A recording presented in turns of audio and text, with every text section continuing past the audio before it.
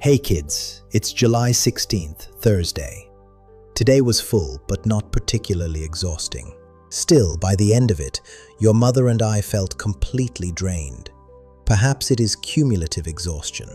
Or perhaps it is because tomorrow we are finally leaving for our vacation. Sometimes, when relief is close, you stop using quite as much willpower to hold yourself together. It is a little like desperately needing the bathroom. You may manage perfectly well for a long time, but the moment you see the toilet, waiting another 10 seconds suddenly feels impossible. That is roughly where we are. You are both asleep upstairs now, and we all need this holiday very badly. Talking about willpower, thoughts, actions, and outcomes reminds me of a line I heard years ago. I have always liked Star Trek. I wouldn't call myself an extreme expert, but I love its ideas, philosophy, and the questions it asks about humanity. In Star Trek, The Next Generation, there is a wise character called Guinan.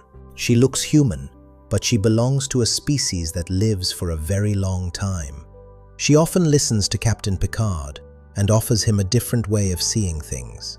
During one difficult moment, she says something like, "When a man is convinced he's going to die tomorrow, he'll probably find a way to make it happen."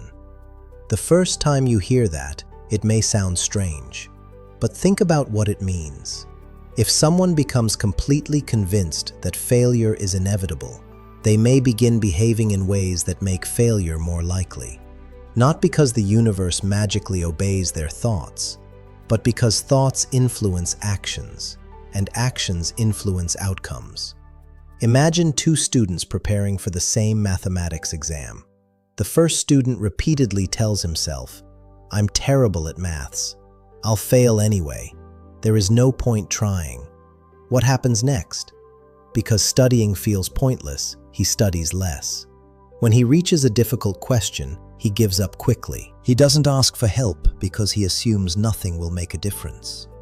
He avoids practicing the questions he finds difficult because getting them wrong makes him feel bad. Then exam day arrives. He is anxious and underprepared. He struggles. And afterward he says, "See, I knew I would fail." His belief appears to have been proven correct, but the belief didn't simply predict the result, it helped produce it. Now imagine a second student. She isn't necessarily more intelligent. She doesn't pretend the exam will be easy. She simply tells herself, "This will be difficult. I don't understand everything yet, but I can learn." So she studies a little longer. She asks questions. When she gets a problem wrong, she examines the mistake instead of avoiding it. She seeks help when she needs it. She enters the exam with greater confidence, not because success is guaranteed, but because she has prepared.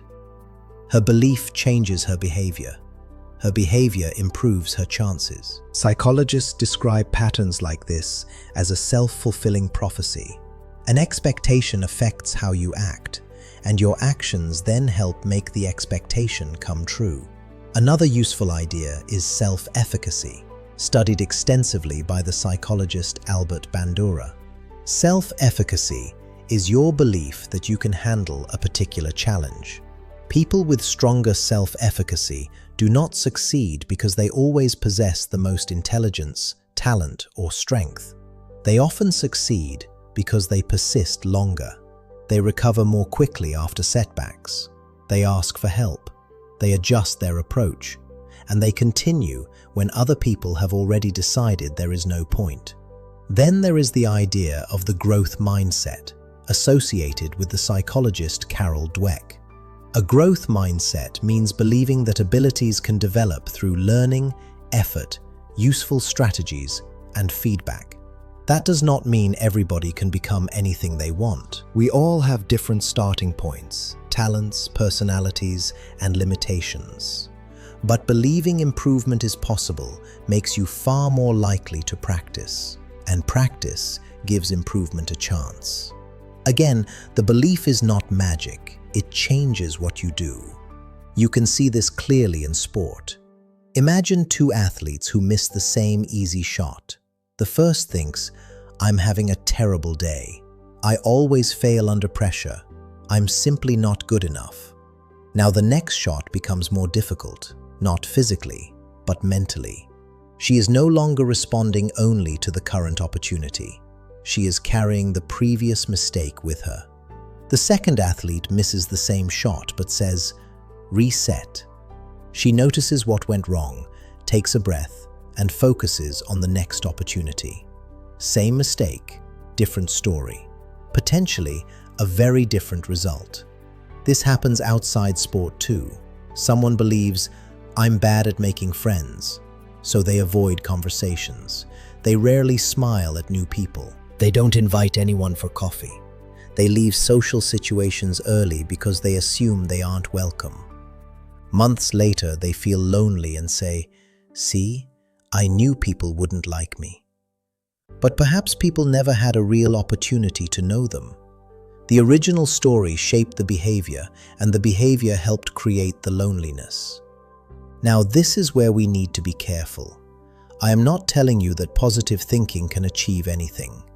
Believing you can climb Mount Everest tomorrow without training is not confidence. It is fantasy.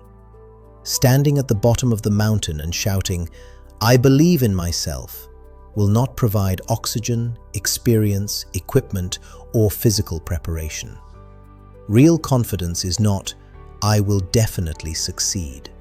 It is, I am capable of doing the work. I can learn, I can prepare, I can ask for help, I can continue after a setback. And even if the outcome is not what I hoped, I can respond well. That is also where this idea connects with Stoicism. The Stoics did not teach that everything would turn out exactly as you wanted if only you believed strongly enough. They taught something wiser. The final outcome is not entirely under your control. You may prepare well and still lose. You may act courageously and still be rejected. You may work hard and still encounter bad luck. So don't build your confidence entirely around controlling the result. Build it around your ability to respond. Trust that you can act with courage, that you can learn with humility, that you can persevere, that you can remain decent when things become difficult, that you can recover if something goes wrong. That is real confidence. Not confidence in the world always giving you what you want. Confidence in your own character. When I look back at my life, I realize that many of my biggest victories began long before the result appeared. There is an idea in sport that a match is not truly won in the stadium. It is won during training. The audience sees the final performance. They don't see the ordinary mornings, the repetition, the doubts, the mistakes, the days when progress seemed invisible. The same is true in life. Many of the opportunities I eventually received began with one simple decision: I am going to keep going. Not because I knew I would succeed, I often didn't, but because quitting would have guaranteed that I wouldn't. So I kept learning, I kept asking questions, I tried different approaches, I improved one small thing at a time, and eventually, some doors opened that would certainly have remained closed if I had stopped knocking. Persistence matters enormously, but the story you tell yourself often determines whether you persist. So I want you to ask yourselves, what story am I telling myself today? Is it, I'm not intelligent enough, I'm not brave enough, I'm not talented enough, people like me don't succeed at things like this, I always ruin everything? Be careful. A thought repeated often enough can start to feel like a fact. Then it becomes a habit. You begin behaving according to it. The habit becomes a pattern, and the pattern gradually influences your character and your life. Now consider a different story. This is difficult, but I can learn. I made a mistake, but I can correct it. I don't understand this yet. I'm afraid, but I can still take one step. I may need help, and I'm capable of asking for it. I don't control the outcome, but I do control my preparation and response. Notice that none of these statements guarantees success. They are not fantasies. They are honest, useful stories that create room for action. Your beliefs are not always facts. You may believe you are bad at something simply because you struggled the first few times. You may believe people dislike you because one person rejected you. You may believe you cannot change because you failed to change before. Your mind often turns temporary experiences into permanent identities. I failed becomes I am a failure. I felt afraid becomes I am a coward. I didn't understand becomes I am stupid. Do not confuse something that happened with the person you are forever. You are allowed to examine the story in your head. You are allowed to challenge it. And when it is inaccurate or unhelpful, you are allowed to rewrite it.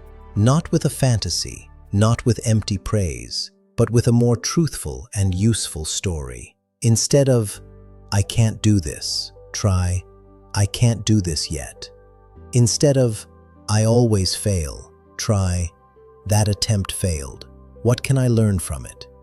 Instead of, I'm not confident, try, what preparation would help me earn confidence?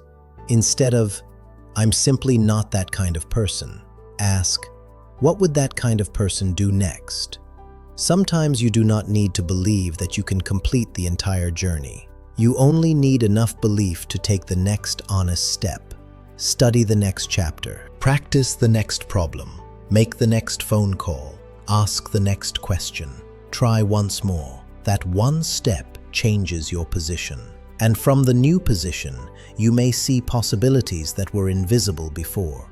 So choose your internal stories carefully. Not because thoughts magically create reality. They don't. But thoughts influence attention. Attention influences choices. Choices become actions. Actions become habits. And habits gradually shape your reality. Tell yourselves stories that are honest enough to keep you grounded and hopeful enough to keep you moving. Believe neither that success is guaranteed nor that failure is inevitable. Believe that you can prepare, learn, adapt, persist, and respond with character whatever happens. That is not blind optimism, that is courage. And do not ever forget, I love you both very, very much.